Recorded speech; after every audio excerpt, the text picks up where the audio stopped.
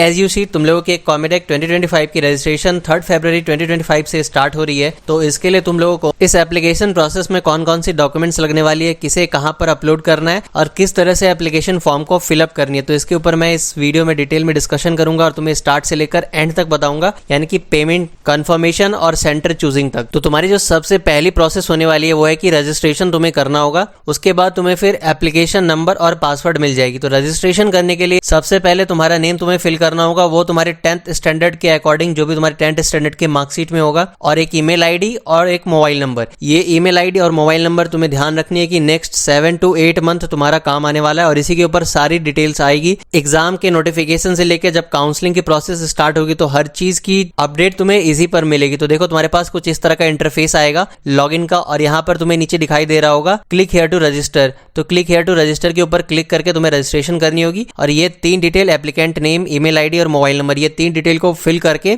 तुम्हें प्रीव्यू करके रीवेरीफाई करके फिर सबमिट कर देना है। इतना करने के बाद तुम्हारी एप्लीकेशन नंबर जनरेट हो जाएगी, यानी कि एप्लीकेशन सीक्वेंस नंबर जो यहाँ पर तुम्हें दिखाई दे रहा है और यूजर आईडी और पासवर्ड तुम्हें तुम्हारे मोबाइल नंबर या फिर ईमेल आईडी पर भेज दिया जाएगा। उसी एप्लीकेशन नंबर और पासवर्ड को फिर से डालकर यहाँ पर तुम्हें लॉगिन करनी है, इस कैप्चा को यहाँ पर फिलअप करके। अब तुम कह सकते हो कि तुम्हारी रजिस्ट्रेशन कंप्लीट हो गई। अब प्रॉपर एप्लीकेशन फॉर्म स्टार्ट होने वाली है, ऑनलाइन एप्लीकेशन फॉर्म जो है। यहाँ पर सबसे पहले तुम्हें दिखाई दे रहा होगा अप्लाइंग फॉर, तो तुम्हें अप्लाइंग फॉर में चूज करना है कि तुम कौन सी एग्जामिनेशन देना चाहते हो। आई होप कि तुमने वो कॉमेडेक वर्सेस यूनिकॉस वाली वीडियो देखी थी, मैंने वहां पर डिटेल में बताया था दोनों के बीच क्या डिफरेंस है। तो तुम अगर यहाँ पर सिर्फ पीसीएम कॉमेडेक ओनली चूज करोगे तो तुम्हें 1950 रुपीज का पेमेंट करना होगा, साथ में जो भी कन्वीनियंस चार्जेस लगेंगे। और ये जो 1800 तुम्हारी दिखाई दे रही है, ये 2024 में जो इस बच्चों ने एप्लीकेशन फॉर्म को फिलअप किया था, यानी कि लास्ट ईयर, उन लोगों के लिए फी थी। तो इस बार फी 150 रुपीज इंक्रीमेंट हो गई है। और जो यूनिकॉस देना चाहते हैं, सिर्फ यूनिकॉस, पीसीएम यूनिकॉस ओनली, उन्हें 1600 रुपीज का पेमेंट करना होगा। लास्ट ईयर भी यही फी थी। और अगर तुम दोनों एग्जामिनेशन देना चाहते हो, यानी कि पीसीएम कॉमेडेक और यूनिकॉस दोनों, तो तुम्हें 3200 रुपीज का पेमेंट करना होगा, जो कि लास्ट ईयर था 2950 रुपीज। तो 150 रुपीज इधर कॉमेडेक में इंक्रीमेंट हुई है और 250 रुपीज इधर, बोथ अगर तुम दोनों एग्जामिनेशन देना चाहते हो तो इसमें इंक्रीमेंट हुई। तो ये तो बात हो गई तुम कौन से एग्जामिनेशन के लिए अप्लाई कर रहे हो। सबसे पहले तुम्हें वो चूज कर लेनी है और उसके बाद फिर तुम्हें आगे प्रोसीड करना। अगर तुम्हें अभी भी कंफ्यूजन हो रही है तो क्या होती है यूनिकॉस, कौन से बच्चे दे रहे होते हैं, तो तुम्हें नीचे भी डिस्क्रिप्शन में मिल जाएगी इसकी लिंक, तुम वहां पर जाकर देख सकते हो कॉमेडेक वर्सेस यूनिकॉस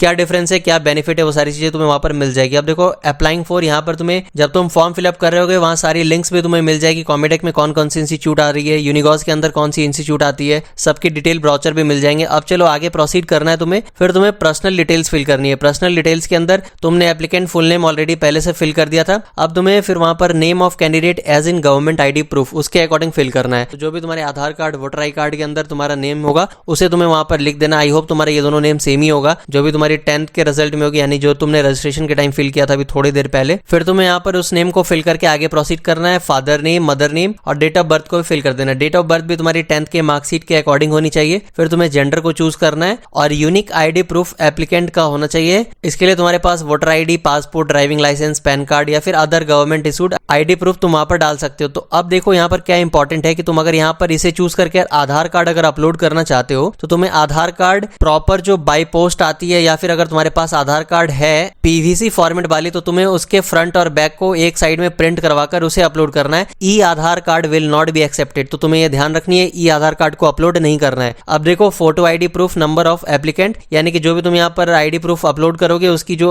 आईडी नंबर होगी, यानी कि आधार नंबर अगर अपलोड कर रहे हो आधार कार्ड तो वो फिल करना है। वोटर आईडी अपलोड करोगे तो वोटर आईडी कार्ड की नंबर फिल करनी है। फिर तुम्हें नेशनलिटी को चूज कर लेना है यहाँ से। फिर पेरेंट का मोबाइल नंबर और ऑक्यूपेशन को यहाँ पर सेलेक्ट करनी होगी। फिर तुम्हें पेरेंट का भी उसी तरह कोई भी एक डॉक्यूमेंट अपलोड कर सकते हो, वोटर आईडी, पासपोर्ट, जो भी तुम्हारा मन उसे अपलोड करना है और तुम्हें उसकी आईडी प्रूफ नंबर उसके नीचे फिल करनी होगी। उसके बाद तुम्हें आगे प्रोसीड करना है। अगर तुम पीडब्ल्यूडी कैटेगरी से बिलोंग करते हो तो तुम्हें यस को फिल करनी है, और अगर तुम्हें स्क्राइब की जरूरत है तो तुम उसे भी यस टिक कर देना वहां पर, यानी कि तुम्हारे लिए कोई असिस्टेंस वहां पर रहेंगे, तुम एग्जाम को प्रॉपरली दे पाओ। अब देखो आगे पेरेंट्स एनुअल इनकम, तो तुम्हारी जो एनुअल इनकम होगी पेरेंट की उसे फिल करनी है। फिर प्रेजेंट एड्रेस फॉर कम्युनिकेशन, यानी कि प्रेजेंटली तुम जहां पर अभी रह रहे हो उसे फिल करना है। उसकी पुलिस स्टेशन जो सबसे नियरेस्ट है, स्टेट, डिस्ट्रिक्ट, सिटी और पिन कोड को फिल कर देना। उसके बाद तुम्हें अगर प्रेजेंट एड्रेस परमानेंट एड्रेस से सेम है तो तुम्हें यस पर टिक कर देना, और अगर नहीं तो फिर तुम्हें नीचे ऑप्शन दिया जाएगा उसे फिलअप करनी होगी। फिर सेव एंड नेक्स्ट करके तुम आगे प्रोसीड करनी है, और आगे प्रोसीड करने के बाद तुम्हें यहाँ पर कैटेगरी डिटेल में आ जाना है। यहाँ पर सबसे पहले तुम्हें ऑप्शंस मिलेगा बिलोंग्स टू, तो बिलोंग्स टू के अंदर 2 ऑप्शन होंगे, कर्नाटका और नन कर्नाटका। अगर तुम कर्नाटक से हो तो तुम्हें चूज करना है कर्नाटका, और अगर तुम कर्नाटका से नहीं हो तो तुम्हें नन कर्नाटका चूज करके करके आगे प्रोसीड करना है। अब देखो यहाँ पर भी एक इंपॉर्टेंट चीज है, अगर तुम कर्नाटका से हो तभी तुम्हारे पास ये कैटेगरी के अंदर ऑप्शंस आएंगे SC ST OBC या फिर OBC के अंदर जो भी कैटेगरीज है। और अगर तुम नन कर्नाटका चूज करते हो यानी कि अगर तुम कर्नाटका से नहीं हो तो तुम्हारे यहाँ पर सिर्फ GM यानी कि जनरल मेरिट कैंडिडेट की तरह ट्रीट किया जाएगा और वही ऑप्शन तुम्हारे पास अवेलेबल होगा। उसके बाद तुम्हें एक ऑप्शन दिया जाएगा do you belong to Kalyan Karnataka region यानी कि KKRH के रीजन। तो देखो ये भी सिर्फ कर्नाटका के स्टूडेंट के लिए ही ये ऑप्शन होगा। अगर तुम यहाँ पर कर्नाटका चूज करोगे तो तुम्हें ये ऑप्शन मिलेगी और तुम्हें वो भी चूज करना है और इसे चूज करने के बाद 7 नेक्स्ट पर प्रोसीड करना है। आई होप तुम्हें ये पता हो कि कल्याण कर्नाटका रीजन के अंदर कौन कौन सी डिस्ट्रिक्ट आती है, यहाँ पर वो लिखा हुआ भी है। तो अगर तुम इस डिस्ट्रिक्ट के अंदर आते हो तो तुम्हें वो चूज कर लेना है। अब 7 नेक्स्ट पर तुम्हें प्रोसीड करनी है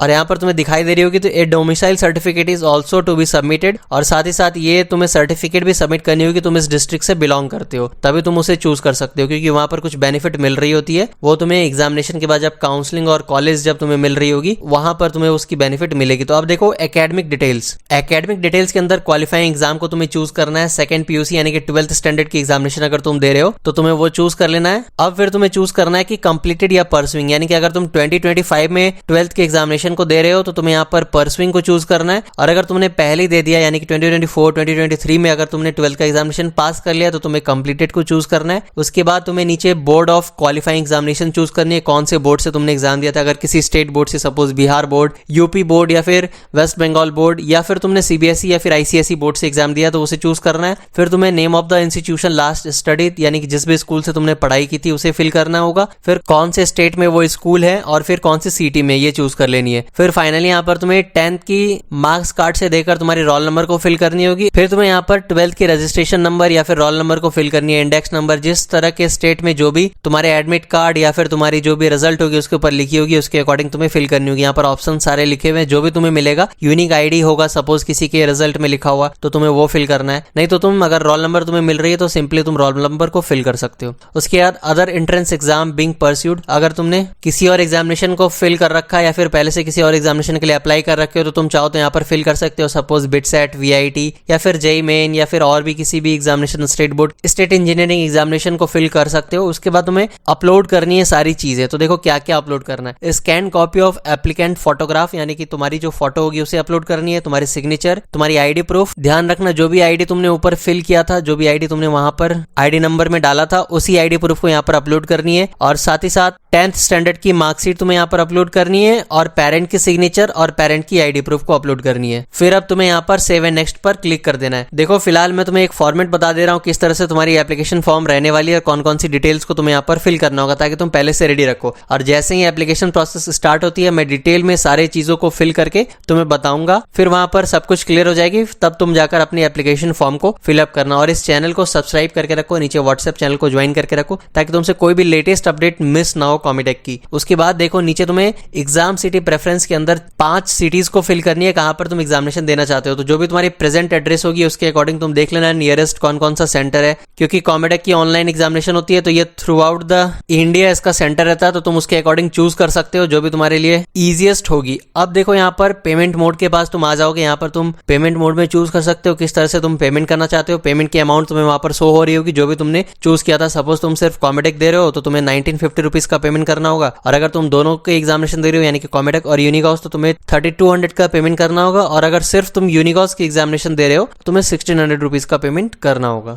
और साथ में जो भी कन्वीनियंस चार्जेस होगी वो तुम्हें पे करना होगा। उसके बाद फाइनली तुम्हें डिक्लेरेशन पे क्लिक करके सारे डिक्लेरेशन को कंफर्म करके फिर तुम्हें एप्लीकेशन की प्रीव्यू एक बार देख लेनी है और फाइनली फिर तुम्हें सबमिट कर देना है। सारी चीजों को करने के बाद जब तुम फाइनली कंफर्म हो जाओगे तुम्हारी एप्लीकेशन फॉर्म सबमिट हो गई है, तो फिर थोड़ी देर बाद तुम एक बार लॉग आउट करके फिर से लॉग इन करके चेक कर लेना, और साथ ही साथ तुम्हें रेगुलरली विजिट करते रहना होगा, अपने प्रोफाइल को लॉग आउट करके चेक करते रहनी होगी क्या लेटेस्ट अपडेट है। अगर कोई भी चीजें वहां पर प्रॉब्लम होगी, अगर तुम्हारी एप्लीकेशन में अगर सपोज तुमने किसी डॉक्यूमेंट को गलत अपलोड किया है तो तुम्हें वहां पर ईमेल या फोन नंबर के थ्रू नोटिफाई कर दिया जाएगा, फिर तुम्हें उसे चेंज करनी होगी। उसके बाद अगर तुमने सपोज सारे एप्लीकेशन फॉर्म को कंप्लीटली फिलअप कर लिया है, सपोज सिर्फ तुमने कॉमेटेक को चूज किया था और अब तुम्हारा मन हो रहा है कि तुम कॉमेटेक के साथ साथ यूनिकॉस की भी एग्जामिनेशन दो, तो तुम जब फिर लॉग इन करोगे तो तुम्हें वहां पर ऑप्शन दिखाई देगा ऑप्ट एडिशनल एग्जाम का, तो फिर तुम उसे चूज करके जो बाकी रह गई पेमेंट होगी या फिर जो भी तुम्हें वहां पर पेमेंट शो हो रही होगी तुम उसके अकॉर्डिंग वहां पर पेमेंट करके दोनों एग्जामिनेशन के लिए अपेयर हो सकते हो। आई होप तुम्हें ये इन्फॉर्मेशन अच्छे से समझ में आ गई होगी। देखो सारे डॉक्यूमेंट्स को तुम्हें अच्छे से अपलोड करना है, अगर कोई एक भी डॉक्यूमेंट वहां पर मिस होगी तो तुम्हारी जो